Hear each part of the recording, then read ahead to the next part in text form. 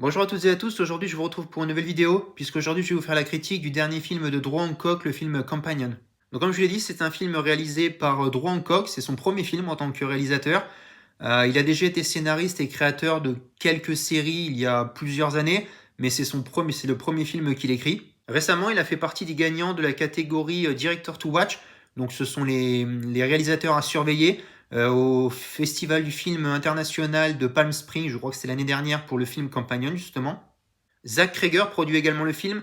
J'en parle parce que c'est le réalisateur du film Barbare qui est sorti en 2022, qui a eu de très bonnes critiques. Moi, je l'ai regardé, je ne l'ai pas trouvé incroyable. Je vous le recommande quand même. C'est un film avec Bill Skarsgård qui vaut quand même le tour, mais qui n'est pas incroyable.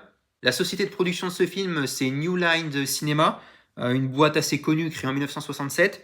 Et c'est Warner Bros. Pictures qui est la société de distribution. Et pour terminer, le budget de ce film s'élève à 10 millions d'euros, donc plutôt un petit budget. Côté casting, on va retrouver en tête d'affiche Sophie Thatcher, qu'on a pu découvrir dans la série Yellow Jacket, qui a joué l'année dernière dans les films comme Hérétique ou Maxine.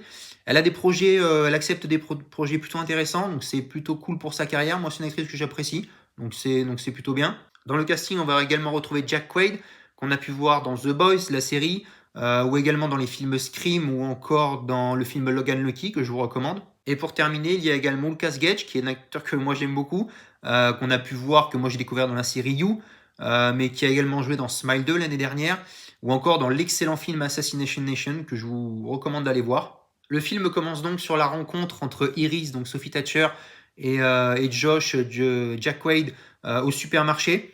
Puis elle se réveille, se trouve à côté de lui en voiture, et tout de suite, il lui dit de se réveiller, et ça m'a tout de suite fait penser à Westworld. J'oublie ça juste très rapidement, mais j'en parlerai plus en détail vers la fin de la vidéo. Ils se rendent donc dans une maison près d'un lac chez des amis de Josh. C'est vrai qu'on sent tout de suite une atmosphère étrange et pesante avec une Iris très méfiante. Une amie va d'ailleurs lui dire qu'elle est juste un accessoire pour son copain, comme si elle n'était pas humaine. Il va y avoir un plan que j'ai trouvé sympa de l'extérieur de la maison qui m'a fortement fait penser au film Gator, pour ceux qui ont la référence. J'ai d'ailleurs fait la critique de ce film. Un petit peu plus tard, Josh va se servir d'une espèce de clé USB avec son téléphone, comme pour contrôler quelque chose. Et dans le même temps, il va y avoir Iris qui va retrouver Sergei, donc je crois que c'est le propriétaire de la maison, qui va essayer de se rapprocher d'elle en lui disant voilà, tu as été programmé pour qu'il y ait des rapprochements, sauf qu'elle ne va pas se laisser faire, elle va d'ailleurs le tuer très sauvagement. Et en rentrant, donc elle va être couverte de sang, et Josh va lui dire de s'éteindre. Donc, voilà, c'est la confirmation que c'est bel et bien un robot, un androïde. Et c'est vrai que c'était assez prévisible. Bon, déjà, quand on lit le pitch du film, il y a beaucoup de spoilers.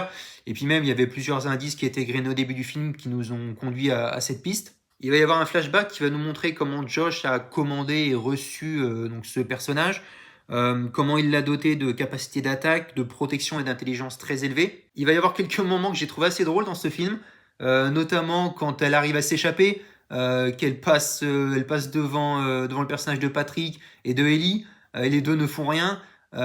Ou également quand on apprend que le coffre-fort, que le mot de passe le code du coffre-fort rempli d'argent, c'est la date de naissance de Staline, donc c'est quelques points un petit peu drôles. Plus tard, ils partent tous à sa recherche dans la forêt.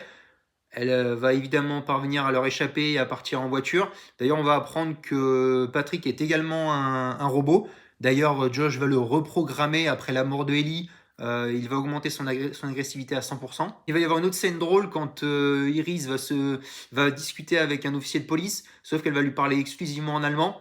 J'ai trouvé que c'était assez drôle. Bon, après, ça va être suivi d'une scène un peu moins drôle, puisqu'il va y avoir Patrick qui va arriver et qui va littéralement fracasser ce pauvre officier de police et le tuer. D'ailleurs, il va la ramener à la maison. Elle va avoir une discussion avec Josh, et ce dernier va la forcer à se tirer une balle dans la cervelle, en quelque sorte, vu que de toute façon, elle n'a pas le droit de ne pas obéir à cette personne. Et en fait, je me posais la question du titre du film. J'aime bien poser cette question, pourquoi ce titre? Et en fait, le titre Companion, ça désigne tout simplement les robots qui sont programmés par les humains. Voilà, c'est juste un petit aparté, mais c'est tout simplement ce que ça veut dire. Je trouve que les souvenirs, c'est un point fort de ce film. Il va pas y avoir énormément de points forts dans ce film, je vais vous le dire plus tard. Mais c'est vrai qu'il y a des faux souvenirs qui jouent un peu avec avec le spectateur. Et ça, je trouve que c'est un des points forts du film. Et à la fin, il va y avoir Iris qui va être réinitialisée et qui va du coup pouvoir être libre de ses pensées, ses actions, ses gestes. Elle ne va plus être obligée d'obéir à Josh, elle va le confronter pour un combat final. Et voilà, évidemment, sans surprise, elle va l'éliminer, le tuer. Et elle va partir de la maison pour la fin du film. D'ailleurs, il va y avoir une petite scène dans le générique au début où elle est dans la voiture et elle croise une autre voiture juste à côté d'elle où elle se voit en fait, c'est un robot à son image. Et je sais pas, il y a comme un petit clin d'œil pour lui faire comprendre, voilà, je suis un robot, mais j'ai réussi à m'échapper. Enfin, moi, c'est comme ça que je l'ai compris. Et c'est comme ça que le film va se terminer. Donc voilà, ce film, c'est un thriller psychologique un petit peu, horrifique, plutôt audacieux, qui entremêle science-fiction et romance, qui bouscule un petit peu les codes du cinéma, donc ça c'est intéressant. Il y a énormément de références dans ce film. Je vous parlais de Westworld.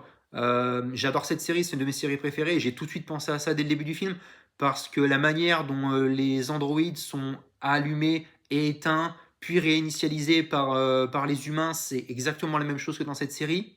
Référence également à l'excellent film Ex Machina que je vous recommande, qui est un très grand film avec Oscar Isaac. Et pareil, histoire d'Android, ça part peut-être pas dans l'horreur pour Ex Machina, mais l'histoire est très semblable. Il y a aussi une petite référence enfin référence je sais pas, mais un épisode d'American Horror Stories, l'épisode 6 clone de la saison 3, de la dernière saison, qui parle quasiment de la même chose pour ceux qui ont la référence ou pour ceux qui voudraient aller voir. Et évidemment, je finis par la référence ultime en quelque sorte, mais la plus facile, la plus évidente, c'est Black Mirror. Il y a énormément d'épisodes qui parlent justement de robotiser les personnes, de les faire revenir, des fois après leur mort ou pas. Enfin, voilà, la référence Black Mirror, je la place quand même, mais c'est la plus facile, la plus évidente. Au final, voilà, l'histoire est plutôt sympa. Il y a certains plans qui sont intéressants. Les performances des acteurs sont pas dégueulasses, surtout celle de Sophie Thatcher. Mais je trouve que ça tourne un petit peu en rond. Même la course-poursuite, on n'y croit pas trop. C'est un petit peu dommage, sincèrement. Le film est un peu violent, c'est sûr, mais sans que ça fasse peur. Je sais pas, je suis pas vraiment rentré dans l'intrigue de ce film. C'est pas mauvais, vraiment, mais je trouve pas que ce soit fantastique. La musique, elle, par contre, c'est un point très fort du film. J'ai beaucoup apprécié, signé Harvey. Et ça, par contre, c'est vraiment un point fort. Donc voilà, au final, c'est une expérience cinématographique. Ça reste un scénario un petit peu original, même si c'est pioché, je pense, à droite à gauche sur beaucoup de séries et beaucoup de films. Mais c'est un petit peu décevant ce qui est proposé par le réalisateur. On va peut-être pas lui en tenir trop rigueur, c'est son premier film, mais il y a des bonnes choses. Les dialogues, pareil, c'est pas tout le temps fou. J'ai pas ultra adhéré. C'est pas un film mauvais, sincèrement, mais ça va pas faire partie, je pense, des meilleurs films de l'année. Donc voilà, je reste très mitigé sur ce film. Voilà, je vais m'arrêter là. Dites-moi pour ceux qui avaient vu le film ce que vous en avez pensé dans les commentaires. N'hésitez pas à vous abonner pour suivre les prochaines vidéos. Et moi, je vous dis à bientôt pour les prochaines vidéos.